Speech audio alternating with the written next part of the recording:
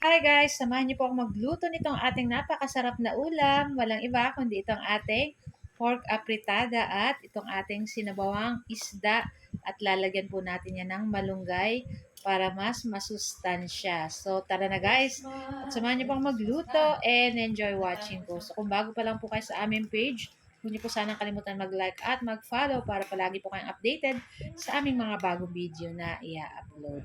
So, tara na guys. Kayo ba guys, pag walang maisip na ulam, itry nyo na itong ating ulam at masarap po. Meron tayong sinabawan at meron din tayong meat.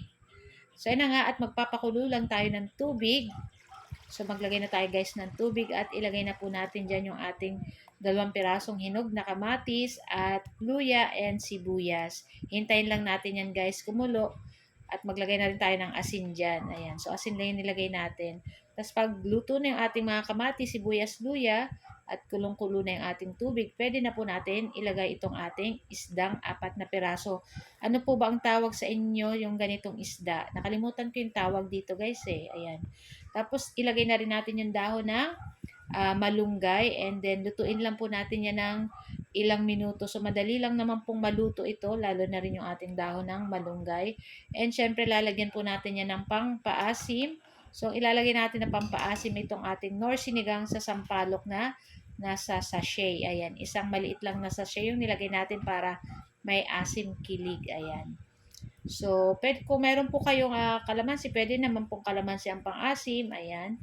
And, or yung mismong sampalok talaga, ayan. Mas okay po yun.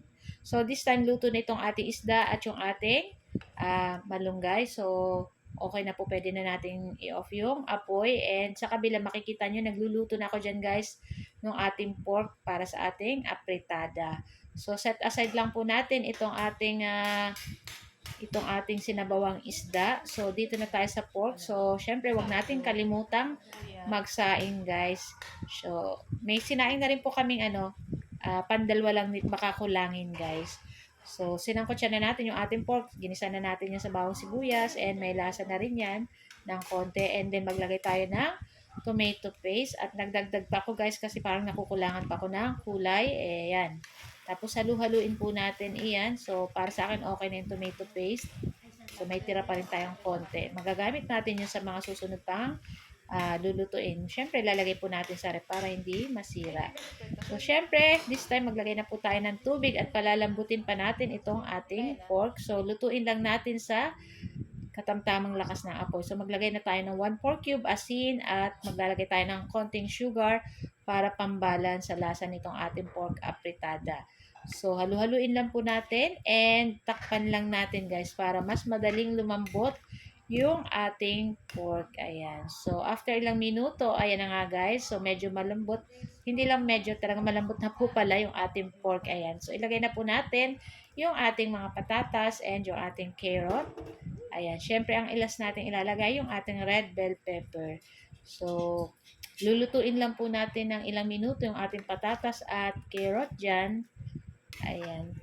Para mas madali po, takpan uli natin. And, after ilang minuto, luto na at malambot na yung ating patatas. So, pwede na natin ilagay yung ating red bell pepper. So, isang red bell pepper lang kasi medyo mahal po ngayon ang bell pepper. Ayan. Tapos, okay na rin to guys. Maya-maya patay na rin natin. And, maglagay na rin tayo guys at okay na to. So, guys, thank you guys for watching. Bye! Ciao! Kain na na.